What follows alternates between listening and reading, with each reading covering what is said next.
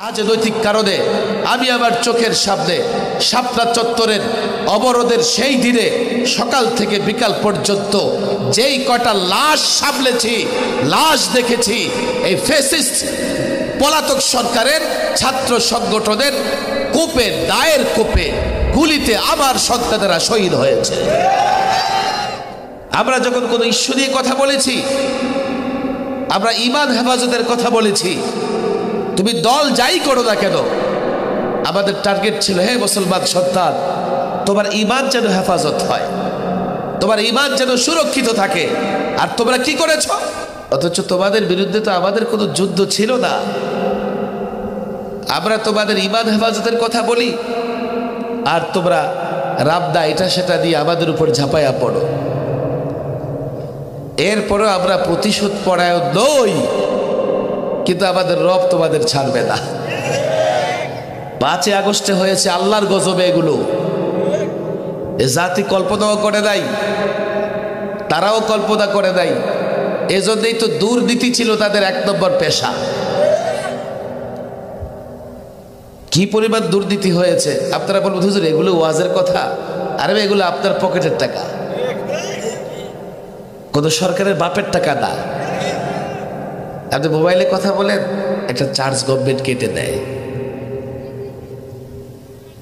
আপনি বাসে ওঠেন না, আপনি সেতুতে টোল দেন না, আপনি টুপি এটা সেটা জামা কাপড় কিনেন না, এগুলোর পেছনে কাস্টমস আছে, ট্যাক্স আছে, কর আছে, আপনার পকেট থেকে যায়। কোনো সরকারের বাবার পকেট থেকে যায় না। সেগুলো রাষ্ট্রীয় কোষাগারে জমা হয়, আর ওরা ইচ্ছে মতো দুর্নীতি করেছে, দেশের টাকা পাচার করেছে। 11 লক্ষ কোটি টাকা পাচার হয়েছে 16 বছরে কমপক্ষে। এরপরে 18,35,000 কোটি টাকা ঋণ রেখে গেছে। আজকে যে শিশু জন্ম দিবে তার মাথায় 1.5 লক্ষ টাকার ঋণ। পত্রিকা দেখেন আপনি, এখন মিস্টার গুগল খোলে, বলে যে ভাই মিস্টার গুগল আমাকে বলো দেখি বাংলাদেশের ঋণ কত। মিস্টার গুগল বলো এই 16 বছরে কত টাকা পাচার হয়েছে। আমি এগুলো তো কোরআন হাদিস থেকে রেফারেন্স কোত্থেকে দেব? কোরআন তো ফেরাউনের কথা বলেছে, ফেরাউনের পরিণতির কথা বলেছে, আর বলে দিয়েছে কিয়ামত পর্যন্ত যারা ফেরাউনের চরিত্রে হবে তাদের ফেরাউনের পরিণতি বহন করতে হবে। কেন পাচার করেছে, কেন দুর্নীতি করেছে? মনে করেছে আপা আছেন, এরপরে কি থাকবেন? বাগিনা বাগিনী থাকবেন, এরপরে আপার বোন থাকবেন। মারো, মৌলবি পিটাও, টুপি দাড়িওয়ালা পেটাও, ছাত্র পেটাও, সব সাইজ করে ফেলো মাতাল ড্রাইভারের মতো। হাসপাতালের বেডে মাতাল ড্রাইভার জিজ্ঞেস করছে কেমনে অ্যাক্সিডেন্ট করছেন আপনি, ঘটনা কি? আলেমদের উপরে গত 16 বছরে এতটা টর্চার হয়েছে, এতটা জুলুম হয়েছে আলেমদের উপরে,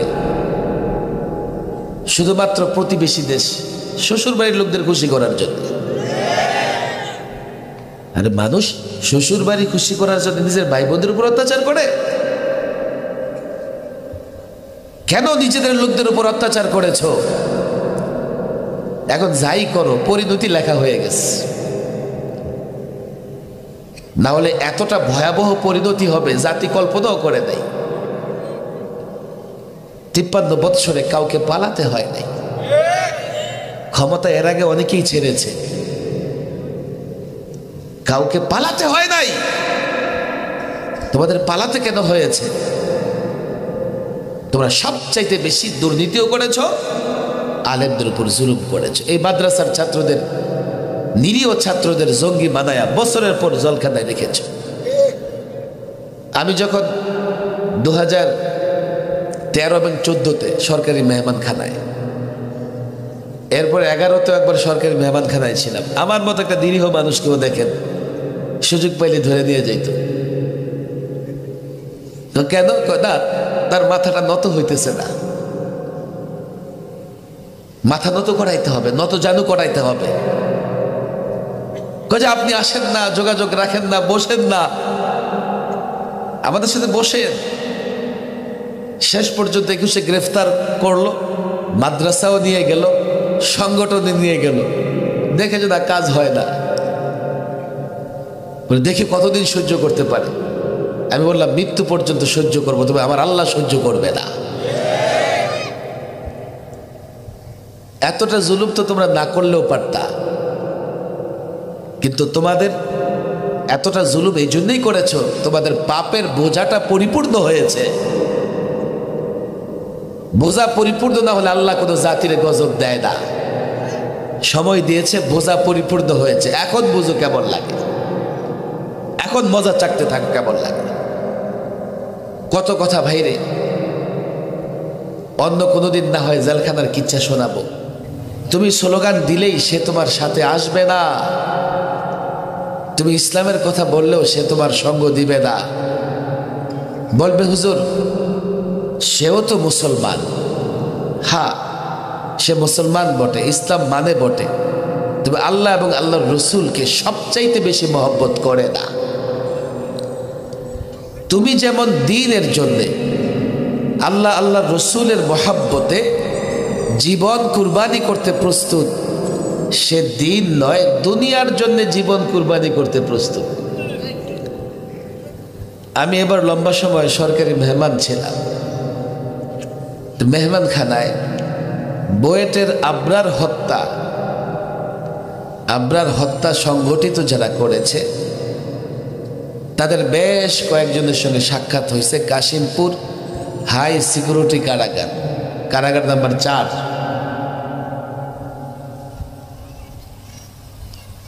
আবরার হত্যা মামলার আসামি, সাজাপ্রাপ্ত আসামি,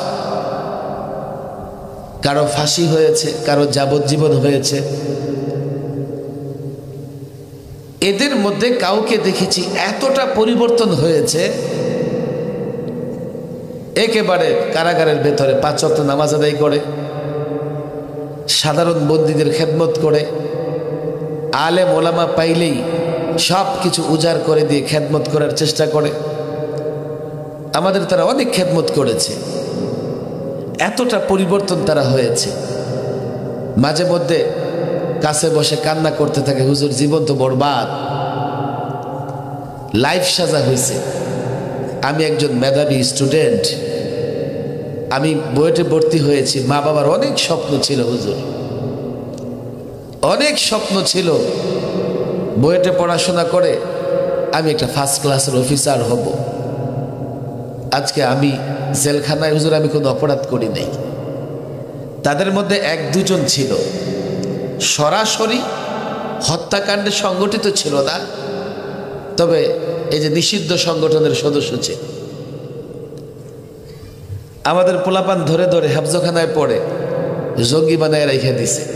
কাশিমপুরে একটা ভবনে 200-250 মাদ্রাসার ছাত্র হেফজখানায় পড়ে, সে কি জঙ্গিবাদের কি বোঝে? পশ্চিমা ষড়যন্ত্রের ফাঁদে অর্থের লোভে পড়ে আমাদের কিছু অফিসার প্রকল্প হাতে নিয়েছে, টুপি দাড়িওয়ালা জঙ্গি বানাও, জঙ্গি ধরো, আর পশ্চিমা রাষ্ট্রগুলো থেকে পুরস্কার গ্রহণ করো।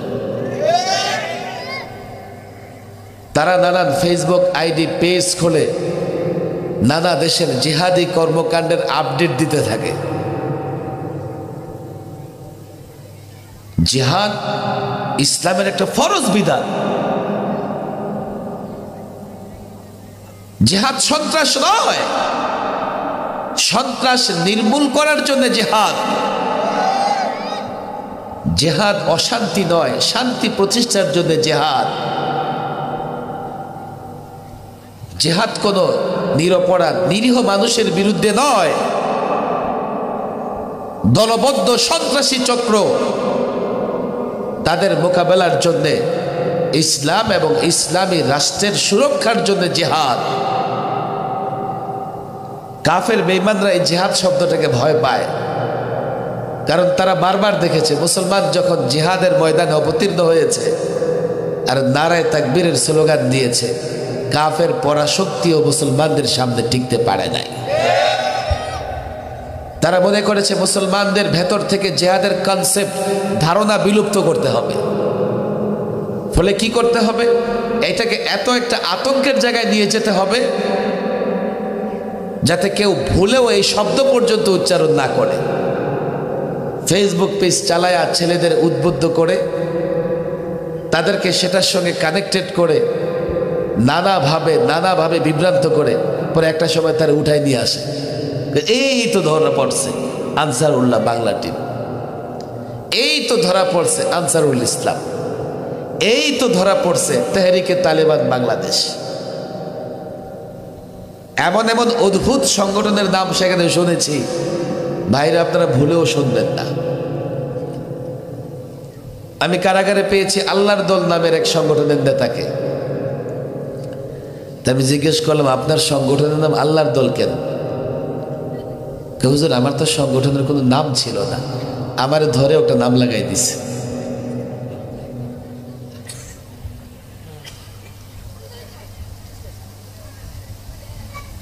একটা প্রজেক্ট যেখান থেকে আর্থিক ডোনেশন আসে, অনুদান আসে, কত কথা। এত কথা বললে তো আমি নিজেই কথা শেষ করতে পারবো না। নানা বিষয়গুলো আছে। ছাত্র তোমরা এখানে অনেক আসো, জেহাদের বিধান, জেহাদের আকাঙ্ক্ষা, জেহাদের বেকুলতা আকুলতা থাকতে হবে। তবে খবরদার কোন ধরনের, যেমন কর্ণাটকের পুলিশ পত্রিকায় আসছে, ভারতের কর্ণাটক প্রদেশ, ওখানকার পুলিশ আল কায়দা নামে একটা ফেসবুক পেজ চালিয়েছে 9 বছর। ট্র্যাপে ফেলে মাদ্রাসার ছাত্রদেরকে কি করা, জঙ্গি বানানো। টার্গেট তাদের এটাই ছিল। আল্লাহ মাফ করুন, আমি ডানে বায়ে যাব না, বুয়েটের ছাত্রদের কথা বলতেছিলাম। দেখেন, কথা ডানে বায়ে গেলে শেষ হবে না। তাদেরকে এই অবস্থায় দেখে আমার বড় করুণা হয়েছে। বললাম, ভাইরে তোমরা এই সংগঠন কেন করতে গেছো? হুজুর, দুনিয়ার মোহে, দুনিয়ার মোহে, মোহ বা বলতে পারেন দুনিয়ার লোভে, দুনিয়ার চাকচিক্য দেখে আমরা এই সংগঠনে জড়িয়েছি। হুজুর, মা বাবার স্বপ্ন ভঙ্গ, এখন আমাদের সারা জীবন জেলে থাকতে হবে। আমি বললাম, তো তোমরা বাহিরে যারা এখনো দুনিয়ার মোহে পড়ে সন্ত্রাসী কায়দায় মানুষের উপর জুলুম অত্যাচার করতেছে, তাদেরকে কি বার্তা দিতে চাও? খেয়াল করবেন, আপনি যদি বার্তা দেন তো এই সংগঠনের লোকেরা বিশ্বাস করবে না। আমি যদি কখনো বের হতে পারি, এই যুবকরা এদিকে আইসো না রে বাবা, আইসো না, চাচও লাগবে না, বসো, আরাম করে বসো, ওয়াজটা তোমাদেরই তো করতেছি।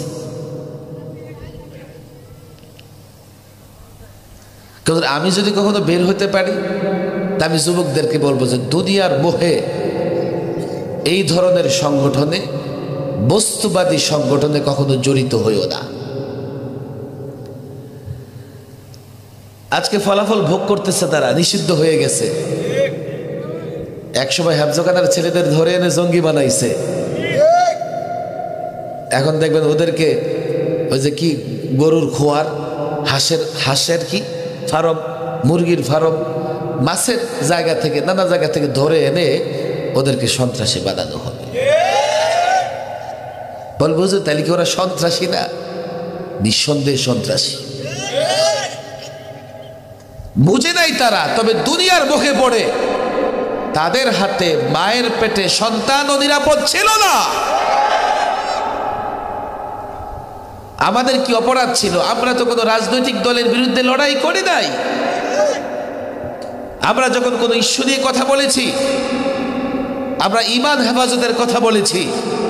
তুমি দল যাই করো না কেন, আমাদের টার্গেট ছিল, হে মুসলমান সন্তান, তোমার ঈমান যেন হেফাজত হয়, তোমার ঈমান যেন সুরক্ষিত থাকে। আর তোমরা কি করেছ? রাজনৈতিক কারণে আমি আমার চোখের সামনে শাপলা চত্বরের অবরোধের সেই দিনে সকাল থেকে বিকাল পর্যন্ত যেই কটা লাশ সামলেছি, লাশ দেখেছি, এই ফ্যাসিস্ট পলাতক সরকারের ছাত্র সংগঠনের কূপে, দায়ের কূপে গুলিতে আমার সন্তানেরা শহীদ হয়েছে। অথচ তোমাদের বিরুদ্ধে তো আমাদের কোনো যুদ্ধ ছিল না। আমরা তোমাদের ঈমান হেফাজতের কথা বলি, আর তোমরা রাবদা এটা সেটা দিয়ে আমাদের উপর ঝাঁপাইয়া পড়ো। এরপরেও আমরা প্রতিশোধ পরায়ণ নই, কিন্তু আমাদের রব তোমাদের ছাড়বে না। 5 আগস্টে হয়েছে আল্লাহর গজবে, এগুলো এ জাতি কল্পনাও করে নাই, তারাও কল্পনা করে নাই। এজন্যই তো দুর্নীতি ছিল তাদের 1 নম্বর পেশা। কি পরিমাণ দুর্নীতি হয়েছে আপনারা বলবেন হুজুর এগুলো ওয়াজের কথা। আরে এগুলো আপনার পকেটের টাকা, কোন সরকারের বাপের টাকা না। আপনি মোবাইলে কথা বলেন, একটা চার্জ গভর্নমেন্ট কেটে দেয়। আপনি বাসে ওঠেন না, আপনি সেতুতে টোল দেন না, আপনি টুপি এটা সেটা জামা কাপড় কিনেন না, এগুলোর পেছনে কাস্টমস আছে, ট্যাক্স আছে, কর আছে, আপনার পকেট থেকে যায়। কোন সরকারের বাবার পকেট থেকে যায় না। সেগুলো রাষ্ট্রীয় কোষাগারে জমা হয়, আর ওরা ইচ্ছে মতো দুর্নীতি করেছে, দেশের টাকা পাচার করেছে। 11 লক্ষ কোটি টাকা পাচার হয়েছে 16 বছরে কমপক্ষে। এরপরে 18,35,000 কোটি টাকা ঋণ রেখে গেছে। আজকে যে শিশু জন্ম দিবে তার মাথায় 1.5 লক্ষ টাকার ঋণ। পত্রিকা দেখেন আপনি, এখন মিস্টার গুগল খোলে বলে যে ভাই মিস্টার গুগল আমাকে বলো দেখি বাংলাদেশের ঋণ কত। মিস্টার গুগল বলো এই 16 বছরে কত টাকা পাচার হয়েছে। আমি এগুলো তো কোরআন হাদিস থেকে রেফারেন্স থেকে দেব। কোরআন তো ফেরাউনের কথা বলেছে, ফেরাউনের পরিণতির কথা বলেছে, আর বলে দিয়েছে কিয়ামত পর্যন্ত যারা ফেরাউনের চরিত্রে হবে তাদের ফেরাউনের পরিণতি বহন করতে হবে। কেন পাচার করেছে, কেন দুর্নীতি করেছে? মনে করেছে আপা আছেন, এরপরে কি থাকবেন, বাগিনা বাগিনী থাকবেন, এরপরে আপার বোন থাকবেন। মারো, মৌলবি পিটাও, টুপি দাড়িওয়ালা পেটাও, ছাত্র পেটাও, সব সাইজ করে ফেলো মাতাল ড্রাইভারের মতো। হাসপাতালের বেডে মাতাল ড্রাইভার জিজ্ঞেস করছে কেমনে অ্যাক্সিডেন্ট করছেন আপনি, ঘটনা কি? গাড়ি চালাইতেছি, হঠাৎ দেখলাম একটা বাস আসতেছে, সাইড দিয়ে দিছি। এরপর দেখলাম একটা ট্রাক আসতেছে, তাকেও সাইড দিছি। এরপরে দেখলাম একটা ব্রিজ আসছে, এটাকেও সাইড দিছি। বাস এখন আমার এই অবস্থা। তারা মনে করছে সব দমন করে ফেলবো। আলেমদের উপরে গত 16 বছরে এতটা টর্চার হয়েছে, এতটা জুলুম হয়েছে আলেমদের উপরে, শুধুমাত্র প্রতিবেশী দেশ শ্বশুর বাড়ির লোকদের খুশি করার জন্য। আরে মানুষ শ্বশুর বাড়ি খুশি করার জন্য নিজের ভাই বোনদের উপর অত্যাচার করে? কেন নিজেদের লোকদের উপর অত্যাচার করেছ? এখন যাই করো পরিণতি লেখা হয়ে গেছে। না হলে এতটা ভয়াবহ পরিণতি হবে জাতি কল্পনাও করে নাই। 53 বৎসরে কাউকে পালাতে হয় নাই। ক্ষমতা এর আগে অনেকেই ছেড়েছে, কাউকে পালাতে হয় নাই। তোমাদের পালাতে কেন হয়েছে? তোমরা সবচাইতে বেশি দুর্নীতিও করেছ, আলেমদের উপর জুলুম করেছ। এই মাদ্রাসার ছাত্রদের, নিরীহ ছাত্রদের জঙ্গি বানায়া বছরের পর জলখানায় রেখেছ। আমি যখন 2013 এবং 14-তে সরকারি মেহমানখানায়, এরপর 11-তেও একবার সরকারি মেহমানখানায় ছিলাম। আমার মতো একটা নিরীহ মানুষকেও দেখেন সুযোগ পাইলে ধরে নিয়ে যাইত। তো কেন? না, তার মাথাটা নত হইতেছে না। মাথা নত করাইতে হবে, নত জানু করাইতে হবে। যে আপনি আসেন না, যোগাযোগ রাখেন না, বসেন না, আমাদের সাথে বসেন। শেষ পর্যন্ত 21-এ গ্রেফতার করলো, মাদ্রাসাও নিয়ে গেল, সংগঠনে নিয়ে গেল, দেখে যে না কাজ হয় না, দেখি কতদিন সহ্য করতে পারে। আমি বললাম মৃত্যু পর্যন্ত সহ্য করবো, তবে আমার আল্লাহ সহ্য করবে না। এতটা জুলুম তো তোমরা না করলেও পারতা, কিন্তু তোমাদের এতটা জুলুম এই জন্যই করেছো, তোমাদের পাপের বোঝাটা পরিপূর্ণ হয়েছে। বোঝা পরিপূর্ণ না হলে আল্লাহ কোনো জাতির গজব দেয় না। সময় দিয়েছে, বোঝা পরিপূর্ণ হয়েছে, এখন বুঝো কেমন লাগে, এখন মজা চাকতে থাকো কেমন লাগে। কত কথা ভাইরে, অন্য কোনোদিন না হয় জেলখানার কিচ্ছা শোনাবো। আজকে আমি নিজেও ক্লান্ত। এক তো এই প্রোগ্রামগুলো অনেক আগে রাখা, এরপরে 5ই আগস্টের পরে আমার প্রাণের প্রিয় প্রতিষ্ঠান লালবাগ মাদ্রাসায় ঢুকেছি, ছাত্রদের সবক পড়াইতে হয়। আবার এখন রাষ্ট্র মেরামতের জন্য রাজনীতিও করা লাগে। রাষ্ট্র মেরামত, রাষ্ট্র সংস্কার করতে হবে। আমি বিকেলবেলায় ফ্লাইটে রাজশাহী থেকে আসছি, এসে ফ্রেশ হয়ে আবার কিশোরগঞ্জে রওনা হয়ে গেছি। প্রোগ্রাম করে আবার ঢাকা যাওয়া লাগবে। অনেক ব্যথার কথা আছে, এগুলো ধীরে ধীরে বলবো। আজকে শুধু একটা আহ্বান জানায় আমি বিদায় নিব। রাষ্ট্র পরিবর্তন হয়েছে, ক্ষমতা পরিবর্তন হয়েছে, দরকার ছিল পরিবর্তনের। কতটা দরকার ছিল আপনারা না বুঝলেও আমরা কিন্তু ঠিকই বুঝতেছি। জেল থেকে মুক্তি পাইছি, কিন্তু জুলুম থেকে মুক্তি পাই নাই। একেবারে খোলা আকাশের নিচেও নিজেকে বন্দি মনে হতো। 30টা 40টা মামলা, সপ্তাহে 3 দিন কোর্টে যাও, মাহফিলে যাওয়ার আগে বাধা, মাহফিল করে আসলে হুমকি ধমকি, স্বাধীনভাবে কথা বলা যায় না। সবচাইতে কষ্টের কাজ আমাদের জন্য তারা যেটা করেছে, অনেক ছাত্র এখানে আছেন, ওলামা একরাম আছেন এখানে ভাই। ইংরেজ আমলেও মসজিদ কিংবা মাদ্রাসা, তার ভেতরে ইমামতির যোগ্যতা থাকতে হবে।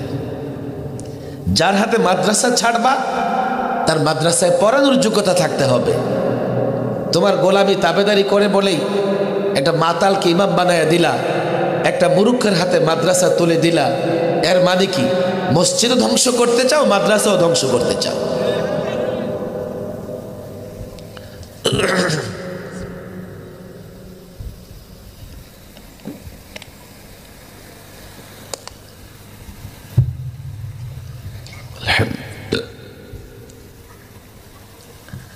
পরিবর্তন দরকার ছিল। দেখেন, পরিবর্তন হওয়ার পরে তাৎক্ষণিক কিছু বেনিফিট কিন্তু আমরা গ্রহণ করতেছি। আমি জানি না আপনাদের কাছে খোঁজ খবর আছে কিনা, এখন আর ফুটপাতের দোকান থেকে চাঁদা ওঠানোর কেউ নাই। আমি জানি না, ব্যবসায়ীরা থাকলে বলতে পারবেন, যদি এখনো চাঁদাবাজ থাকে বলেন। এখন আর ঢাকার শহরে নানা জায়গায় রাস্তায় রাস্তায় গাড়ি পার্কিং করে অবৈধভাবে টোল চাঁদা আদায় করার কেউ নাই।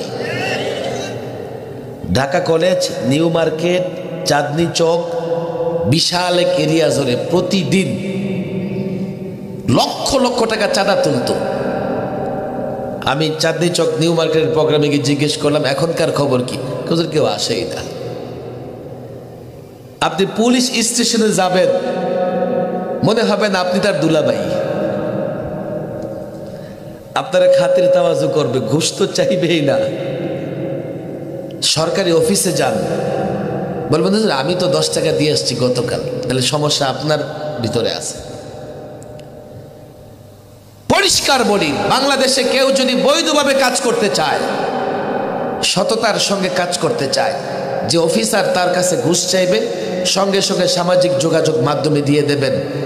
এই ছাত্র জনতা সজাগ আছে, রাষ্ট্রের পাহারাদারি করতেছে, 24 ঘন্টার মধ্যে তার বিরুদ্ধে ব্যবস্থা নেবে।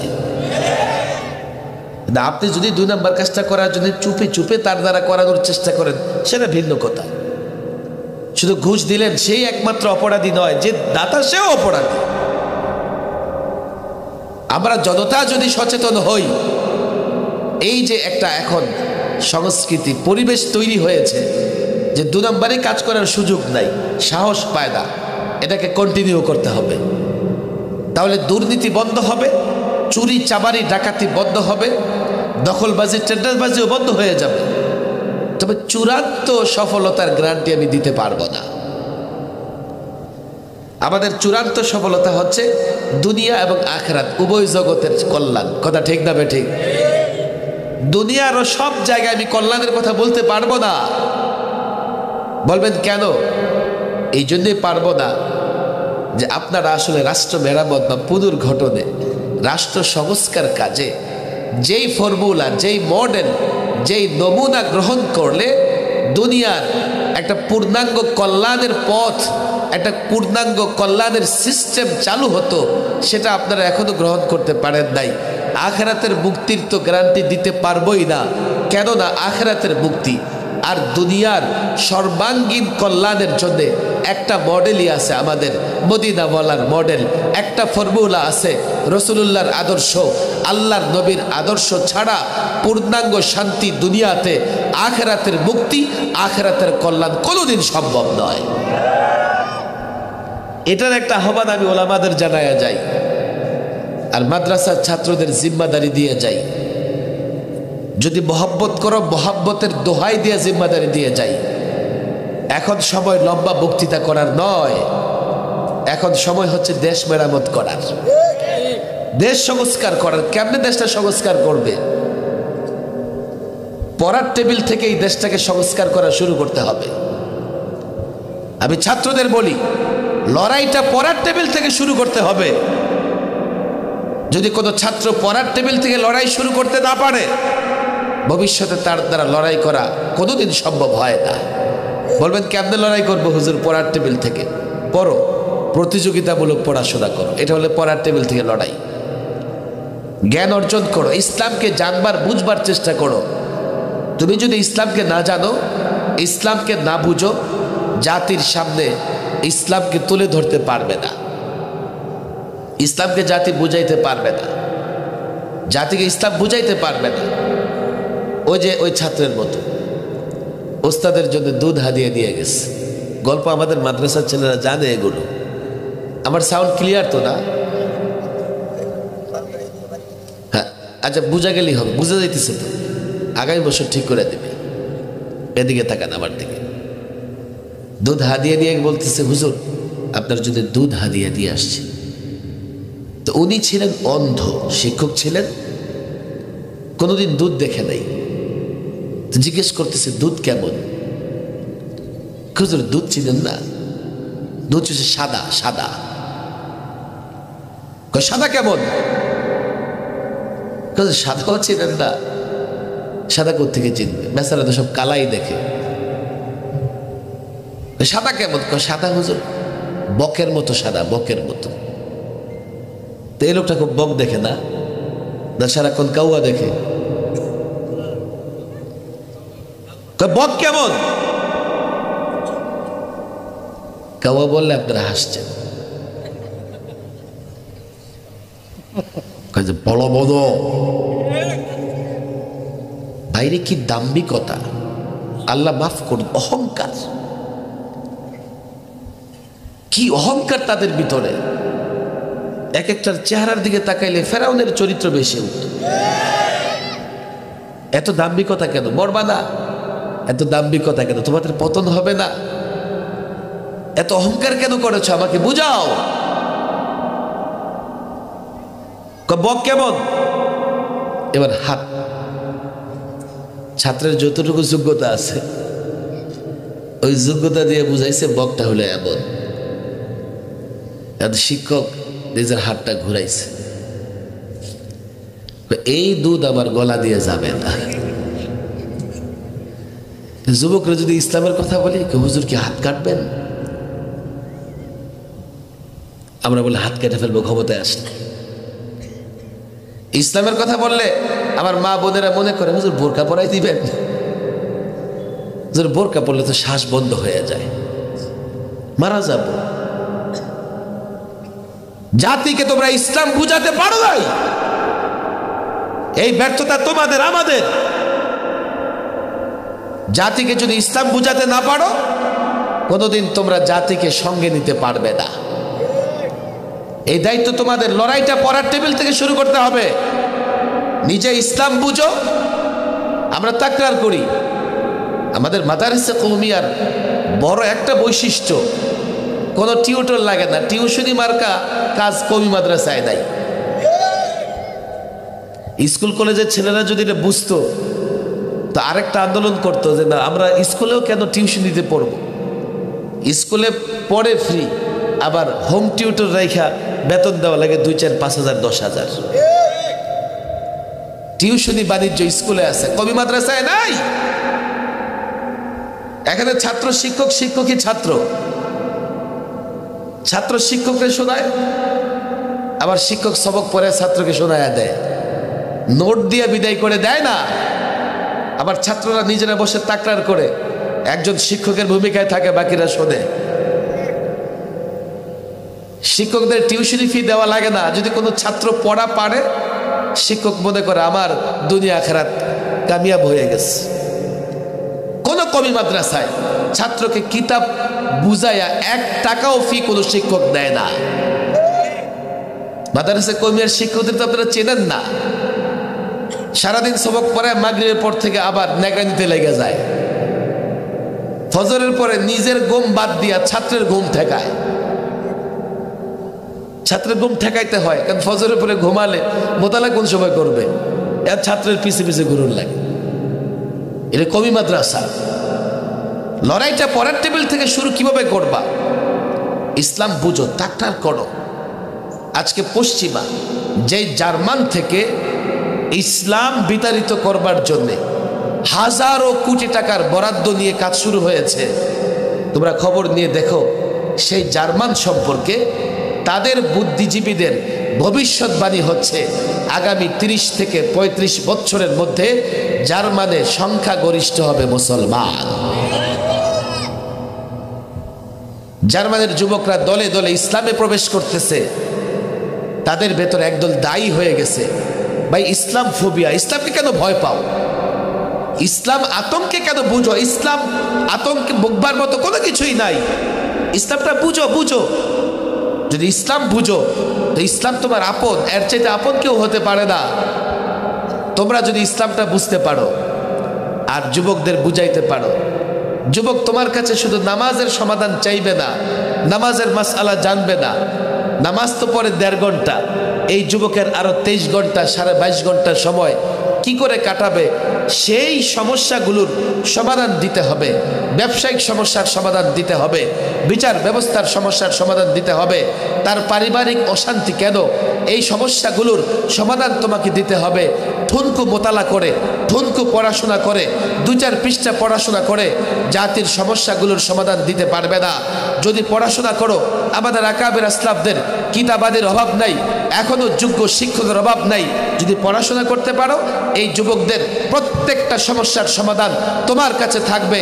আজকে সামাজিক, রাজনৈতিক, পারিবারিক যত সমস্যা আছে, ইসলাম ছাড়া এর সমাধান পৃথিবীর কোথাও নাই। তোমাদের কাছে আমার আবেদন, এখন সময় হচ্ছে ইসলামটাকে ঘরে ঘরে পৌঁছে দেওয়া। যদি জাতিকে ইসলাম বুঝাতে পারো, এই যুবকদের ইসলাম বুঝাতে পারো, এবারের পরিবর্তনের পরে আংশিক লাভবান হবে নিঃসন্দেহে, চূড়ান্ত লাভবান হবে না। চূড়ান্ত লাভবান করবার জন্যে আরেকটা পরিবর্তন লাগবে, আরেকটা বিপ্লব লাগবে, আরেকটা অভ্যুত্থান লাগবে। জাতিকে যদি ইসলাম বুঝাতে পারো, আমি তো বলে যাই, স্পষ্ট বলে যাই, ওই অভ্যুত্থানে 1 ফোঁটা রক্ত ঝরবে না, ঘামও ঝরবে না। এই জাতি নিজ জায়গা থেকে বলে উঠবে, আমরা ইসলাম বুঝেছি, ইসলাম মানতে চাই, ইসলাম ছাড়া অন্য কিছু চাই না। এই জাতির যুবকরা যখন কথা বলবে, রাষ্ট্র পরিবর্তন আসবে। সেই পরিবর্তনের পরে রাষ্ট্র কারা মেরামত করবে? যারা ইসলাম বুঝে। রাষ্ট্র কারা মেরামত করবে? যারা রাসূলুল্লাহকে মহব্বত করে। রাষ্ট্র কারা মহব্বত করবে? যারা কোরআন জানে, কোরআন বুঝে।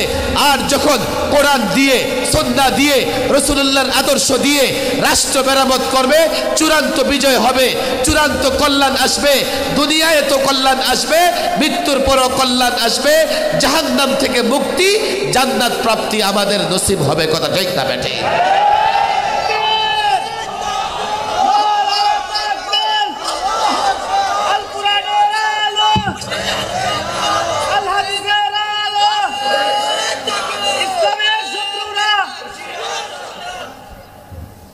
একটা ওয়াদা করে, আমি অনেক ছাত্র দেখতেছি এখানে, আমার প্রয়োজন ছিল তোমাদের ব্যক্তিগতভাবে তোমাদেরকে দাওয়াতটা দেওয়া, কিন্তু এটা তো আমার দ্বারা সম্ভব না।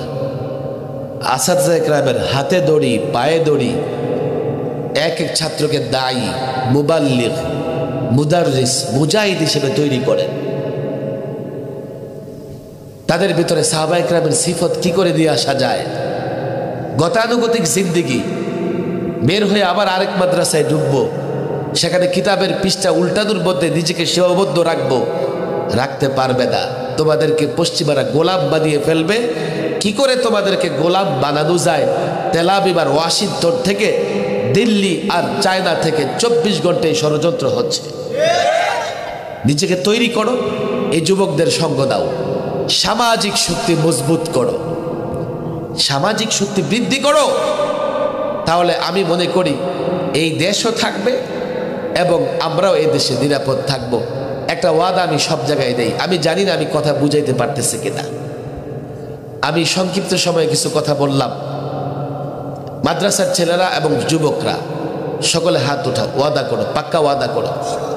আমি জানি না আর কোনদিন তোমাদের সঙ্গে সাক্ষাৎ হয় কিনা। রাসূলুল্লাহর আদর্শ প্রতিষ্ঠায় চেষ্টা করবো তো ইনশাআল্লাহ? পাক্কা ও ইনশাআল্লাহ নাকি দুর্বল? এর জন্যে ইসলাম জানবো তো ইনশাআল্লাহ? ইসলাম বুঝার চেষ্টা করবো তো ইনশাআল্লাহ? পাক্কা ওয়াদা। সকলে ইসলামের দায়ী হব। বলেন কি হব? ইসলামের মুবাল্লিগ হব।